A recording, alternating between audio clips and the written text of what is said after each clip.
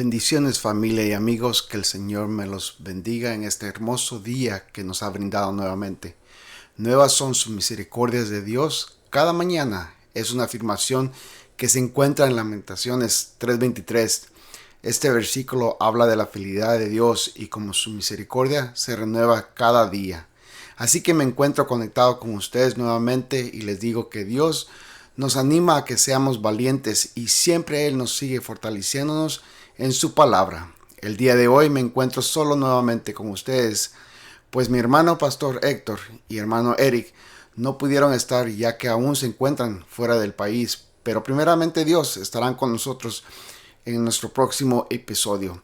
Así que es un placer poder estar con ustedes. Gracias a Dios por permitirnos llevar a cabo este nuevo episodio, donde estaré hablando sobre por qué Dios permite que suframos, pero a la vez Él siempre se encuentra con nuestro sufrimiento, dándonos fuerzas y animándonos a seguir adelante. ¿Por qué Dios permite que suframos? Creo que usted se ha hecho esta pregunta a veces, o en una etapa de su vida.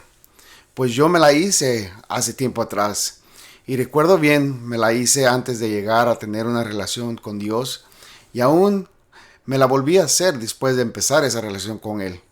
Quise tomar el tiempo de hablar sobre este tema porque veo cómo la violencia ha aumentado, las situaciones sobre la migración, las guerras que están ocurriendo, la falta de alimento ha aumentado también en ciertos lugares del mundo. Pues no hace mucho también la tierra fue sacudida a un nivel grande y otras situaciones que estamos viviendo.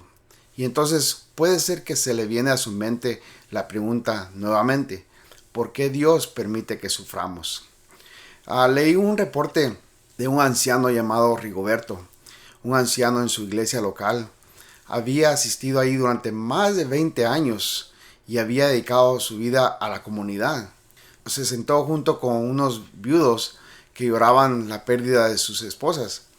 Visitó a pacientes con cáncer en el hospital, fue mentor de jóvenes que salían de prisión y trataban de empezar una nueva vida. Era un guerrero de oración que pedía la guía de Dios en cada decisión. A menudo afirmaba que la misión de su vida era buscar el rostro de Dios. Pero entonces ocurrió lo impensable. La hija adulta de Rigoberto sufrió un accidente automovilístico. Un conductor ebrio lo chocó de frente y huyó el del lugar. A la hija de Rigoberto y su bebé, nieto de Rigoberto, pues murieron en el acto. Cuando Rigoberto escuchó la noticia, sintió que se le paraba el corazón. ¿Cómo pudo el Dios a que él había servido con tanta fidelidad durante tantos años permitir que esto sucediera? ¿Cómo pudo el Dios que él conocía como amoroso, bondadoso, permitir que su hija muriera en la carretera mientras el agresor vivía en libertad? Te lo di todo, clamó, todo. No te negué nada, sin importar lo que pidieras, pero te le llevaste a la persona más que amaba en el mundo, clamó Rigoberto. Solo en la noche Rigoberto se preguntaba cómo podría seguir amando al Dios que permitió esta terrible tragedia. Sentía como si Dios mismo lo hubiera traicionado. ¿Podría permanecer honesto ante sus amistades y familiares mientras procesaba la misma fe en una vez tuvo? Un hombre inclinado con la cabeza entre los brazos. La tragedia golpeaba. Entonces, ¿qué sucede? Tal vez usted le rogó a Dios que sanara a un ser querido. Oró fielmente para que Dios restaurara su matrimonio. Le suplicó que lo librara de una enfermedad crónica. Tenía la fe. Creía que Dios podía intervenir en su situación. Más aún, estaba seguro o segura de que como su hijo como su hijo amado o su hija amada lo haría. Pero a medida de las semanas se convierten en meses y nada cambia. Te queda un sabor amargo en la boca, esperanzas y sueños incumplidos, dolor y enfermedad sin sanar, matrimonios y relaciones sin restaurar. En medio de todo esto, mientras lidia combate con esta nueva realidad, le surge una pregunta abrumadora. ¿Por qué Dios permite que suframos? No borró el dolor, no detuvo los ataques del pánico, no impidió que su padre abusivo lo golpeara o la golpeara. No salvó a su hijo de la sobredosis ni del secuestro. No curó milagrosamente el tumor. Sentía el dolor más profundo de su vida y Dios parecía no hacer nada. Permaneció en silencio mientras sus lágrimas caían. Sus oídos hicieron oídos sordos a sus súplicas. Los ojos que todo lo ven, de alguna manera pasaban por lo alto su dolor. Y como un niño abomeado o niña abandonada se encuentran gritando a Dios, ¿dónde estabas? Todas las preguntas que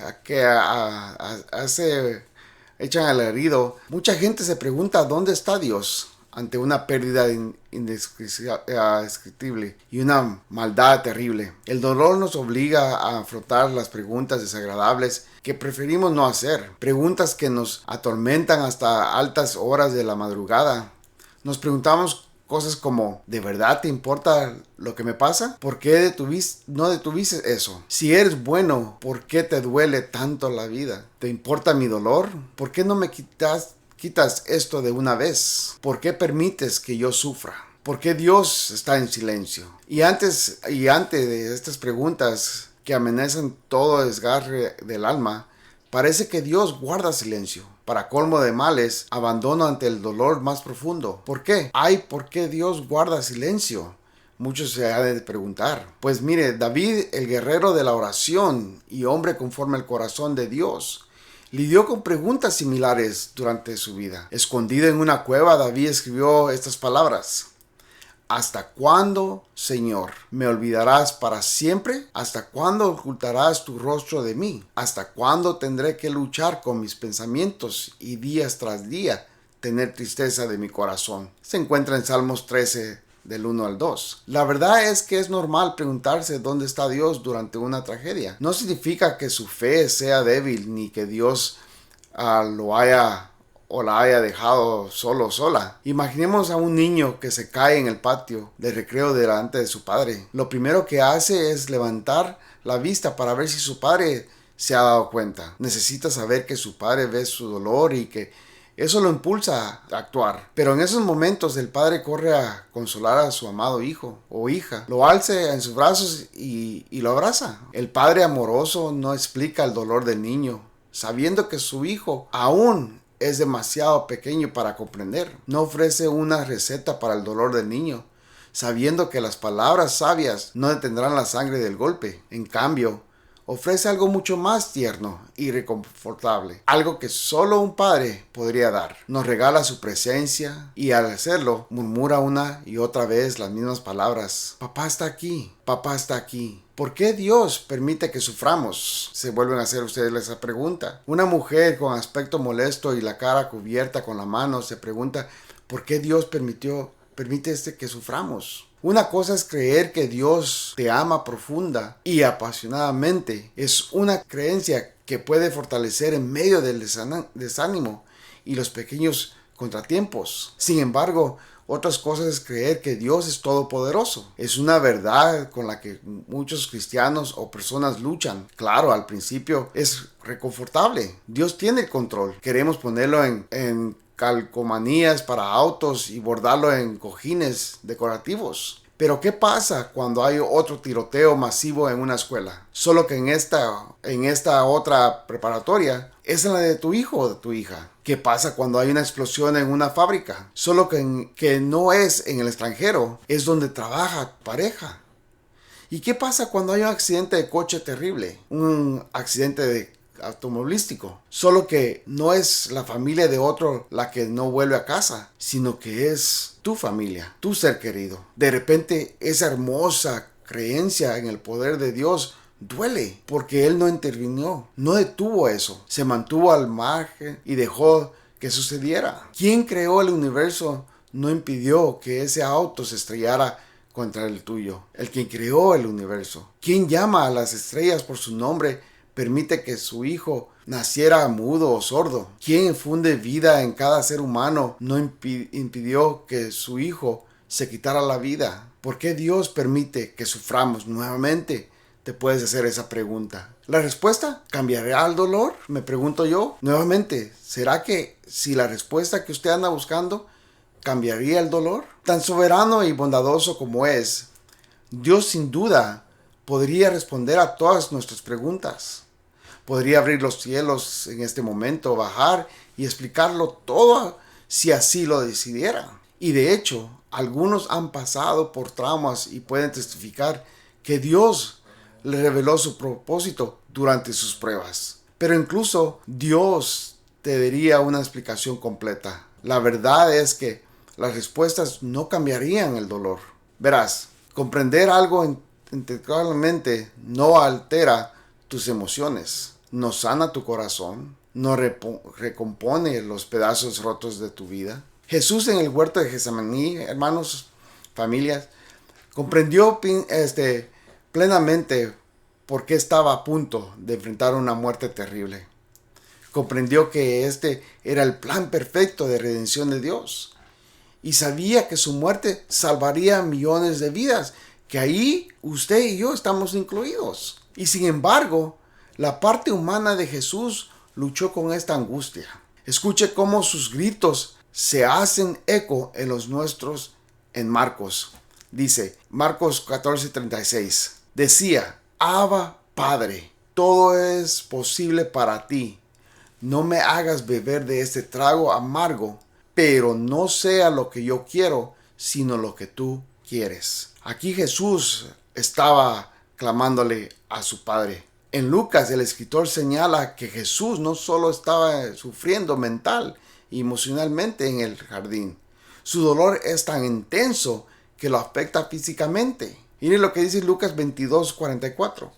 Pero como estaba angustiado, se puso a orar con más fervor, y su sudor era como gotas de sangre que caían a la tierra. Era lo físico que estaba él pasando, sufriendo. ¿Dónde está todo el mundo? En ese momento que Jesús está pasando por esa situación, digamos, esa de la muerte, ¿dónde está todo el mundo? Al leer el relato de Jesús en el huerto y su gran sufrimiento, una pregunta que viene a la mente es, ¿dónde está todo el mundo? Jesús tenía un grupo de seguidores conocidos como discípulos. Estos hombres lo seguían de pueblo en pueblo, a menudo presenciando y a veces participando en los milagros que ocurrían. Algunos de esos discípulos eran amigos íntimos de Jesús. Horas antes, el valiente Pedro había jurado proteger a Jesús. Sin embargo, cuando Jesús necesitaba a sus amigos, cuando sufre él en el huerto, las escrituras nos muestran que estaba solo. ¿Dónde están sus amigos? ¿Dónde está su familia? ¿Por qué no hay nadie con él? ¿Por qué su comunidad de seres queridos no lo apoya ante lo que él será la peor noche de su vida? Cuando Jesús es detenido, ¿quiénes lo seguían oyendo para salvar su vida? Después de que alguien reconoce a Pedro, este niega rotundamente haber conocido a Jesús. Abandona al amigo por quien había prometido dar su vida apenas unas horas antes. Lo que sigue tras el abandono de familias y amigos no es solo la muerte. Habría sido bastante difícil afrontar un final doloroso sin el consuelo de los seres queridos. En cambio, lo que sigue es una tortura lenta y cruel que se extiende durante horas esa noche. Escupidos, bofeteadas, puñetazos, falsas acusaciones, burlas. Todo sucede para cumplir un propósito divino. Pero eso no es ningún consuelo en ese momento. Amanece el día siguiente, pero no es mejor. Un líder sin carácter que se niega a defender al Cordero inocente. Flagelación pública. La humillación de ser desnudo frente a la multitud. El dolor de las púas romanas clavándose profundamente en los músculos mientras golpe a golpe la luz del mundo es clavada en la cruz. Hermanos, mire lo que está pasando aquí Jesús. Y nuevamente, ¿dónde están sus amigos? ¿Dónde está su familia? Y al final una pregunta surge de los labios de Jesús. Una pregunta vulnerable y muy humana. Dice en Mateo 27:46, Dios mío, ¿por qué me has abandonado? En las noches más oscuras de nuestra alma, cuando nos encontramos ante nuestra angustia más profunda, Jesús comprende. En ese momento también que él pasa por esa noche tan angustiada, Jesús comprende. Ya había escuchado la pregunta antes, ¿por qué él también había hecho? Y en respuesta a tu alma dolorida, él susurra suavemente, en este momento. Por eso elegí el jardín, para que sepas que siempre estoy contigo, dijo Jesús. Porque él estaba pasando por un momento difícil en su vida y él se sentía abandonado. Entonces él quiere hacernos sentir que él comprende nuestro abandono o por qué el sufrimiento que estamos pasando. Pero ¿cómo puedo aguantar? ¿Cómo pudo él aguantar? ¿Cómo usted puede aguantar? Es bueno comprender que Jesús está con nosotros en la oscuridad.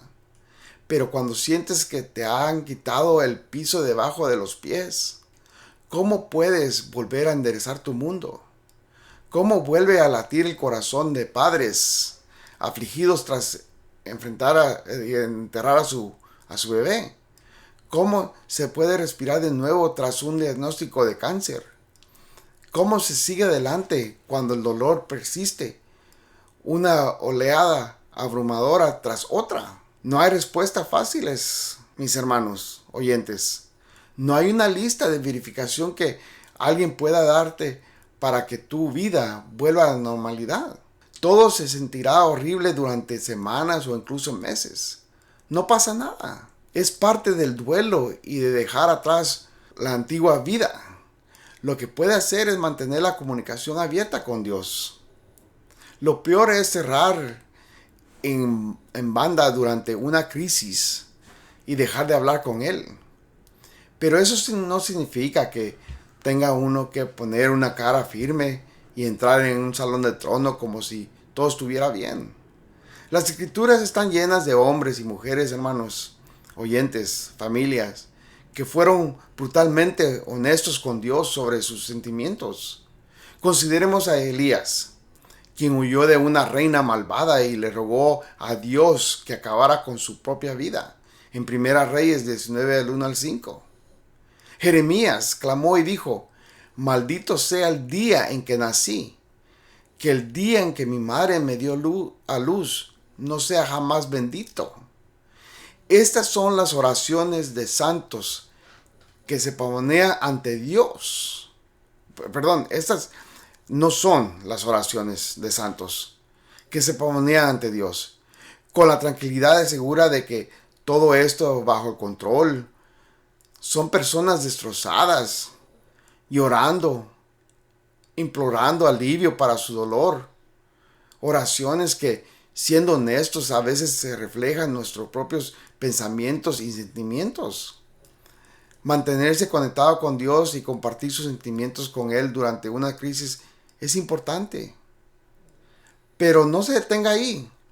Acérquese y pídale a alguien de confianza que lo acompañe en su dolor. Podría ser un buen amigo que le ha demostrado ser fiel, un pastor que lo ama profundamente o incluso un consejero cristiano. Solo porque Jesús recorrió el jardín solo, no espera que tú lo hagas solo o que tú lo hagas mismo. Dios nos creó para vivir en comunidad. Por eso Él le dijo a Adán, no es bueno que el hombre esté solo. Y le dio la compañía, le dio a Eva. Y se la dio de sus propios huesos. Entonces el Señor desde el principio, mis hermanos, no nos creó para vivir solos. Él nos vivió para, obviamente, vivir en comunidad. Nos diseñó para necesitar el apoyo y el ánimo mutuos. Cuando te acercas a otros, cumples tu función. Actúas exactamente como Él quiere que lo hagas. En Lucas 5, de 17 al 26, se narra que Jesús sanó a un hombre paralítico. La casa donde se alojaba Jesús estaba abarrotada de gente, tanto que no había forma de entrar ni de salir. Estaba, digamos, bien llena la casa. Entonces, la comunidad de este paralítico creyó que Jesús podía sanar a su ser querido, así que lo subieron a la azotea y separaron las tejas. Lo bajaron en la camilla hasta ponerlo en medio de la gente, frente a Jesús. Estaban llenos de fe. Creían que Dios que quería sanar a su amigo. Así que buscaron a Jesús con valentía. Mire, lo agarraron y lo subieron hasta el techo. Fue un grupo de ahí de la comunidad que ayudaron a este paralítico. El paralítico no lo iba a poder hacer solo. La fe los llegó hasta los pies de Jesús. Y aquí es donde obviamente estaban llenos ellos de fe. Creían que Dios quería sanar a su amigo. Así que buscaron a Jesús con valentía. Cuando buscas a otros, les das el regalo de apoyarte. Su fe se fortalece al llevarte a Jesús y verlo sanar tu corazón roto. Finalmente, dale tiempo. Está bien no estar bien. ¿Estás atravesando un trauma o un duelo profundo? Y si se agrava al sentir que Dios te ha permitido sufrir, aunque Dios siempre está contigo, tu dolor tardará en calmarse. Así como un hueso roto necesita tiempo para sanar, ocurre lo mismo con tu corazón cansado. No tienes que hacer nada en ese momento. Solo recuerda que te sostiene y te ama. Obviamente, mis hermanos, solo recuerde que Dios nos sostiene y nos ama a través del sacrificio de su único Hijo, Jesucristo. Puedo hacer una oración por ti el día de hoy, mis hermanos. Quiero yo decirles que Dios, a pesar que permite que suframos, es para nuestro bien, mis hermanos. El Señor quiere que nosotros nos acerquemos hacia Él. Y mire, si todo está bien, si todo va bien como uno lo desea, entonces no buscamos de Él. Entonces cuando hay cosas que pasan en nuestras vidas y suceden en nuestras vidas y nos causan dolor, es cuando nosotros debemos de buscar a Él. Porque Él conoce nuestro dolor, Él conoce nuestro sufrimiento. Él ve cada lágrima que nosotros echamos. Entonces, en este momento, mis hermanos, yo quisiera que, si usted me permite, orar por usted. Porque yo creo que usted está pasando por un momento a veces desagradable en su vida, que adolorido, que está sufriendo de una manera u otra, o ve la situación que está viviendo la humanidad y usted se lamenta por esa situación, o por alguien de su ser querido que está pasando por un momento difícil. Usted se lamenta también porque usted ama a ese ser querido. Pero no está solo. Primeramente tiene usted el amor de Dios que nos sostiene. Así que si usted me permite, yo quisiera llevar una oración por usted, oyente, para que el Señor nuevamente le haga recordar que no está solo. Y si cosas pasan en nuestras vidas, Él siempre nos ama, está ahí diciéndonos, aquí estoy, no estás solo. Entonces quiero llevarlos en oración, mis hermanos, y ahí donde ustedes se encuentren, inclinen su rostro o cierren sus ojos de reverencia. Pero quiero pedirle al Dios. Dios, oro por alguno de los oyentes, o más bien por todos los que nos están escuchando. No sé qué dolor ni qué batallas están enfrentando. No entiendo por qué permite que esto suceda. Pero sé que no los has dejado solo o sola. Tu corazón también sufre. Lloras con tu hijo o hija que se sienten adoloridos. Te lamentas con nosotros y por nosotros. La historia de la redención se basa en que te preocupas lo suficiente como para entrar en nuestro dolor y oscuridad, que nos rodeaste con tus manos marcadas por los clavos. Oh, aférrate a nosotros, oh Dios, consuélanos con tu presencia hoy, en el nombre de Jesús. Amén. Bueno, familia, amigos y hermanos, he llegado al final de este episodio nuevamente. Espero que les sea a ustedes estas palabras de bendición, Como siempre les agradecemos su apoyo y oraciones. Hermanos, nuevamente, Dios conoce nuestro dolor, nuestras penas, nuestra aflicción y el sufrimiento que Él deja que suceda es porque Él quiere que nosotros recordemos que Él siempre está ahí con nosotros. Él le dijo a Josué, esfuérzate y sé valiente, no temas ni desmayes, porque yo estaré contigo hasta el fin del mundo. Hermanos, esas son palabras que Josué las llevó con él en medio de esa situación que tuvo que pasar con el pueblo de Israel después que Moisés, el siervo de Dios, había muerto. Josué tuvo que llevar a cabo la obra y esas palabras le dijo Dios: mi siervo ha muerto, Moisés, y ahora tú estás encargado, pero esfuérzate y sé valiente. Que él meditara en la palabra día y noche y que nunca se apartara la palabra de él, porque esa palabra lo iba a llegar a fortalecer y que iba a prosperar su camino. Mis hermanos, el Señor quiere prosperar nuestras vidas, quiere consolar nuestras heridas, nuestro duelo. Él se lamenta también, Él llora con nosotros y Él quiere que nosotros le permitamos a Él que nos abrace y que nos consuele.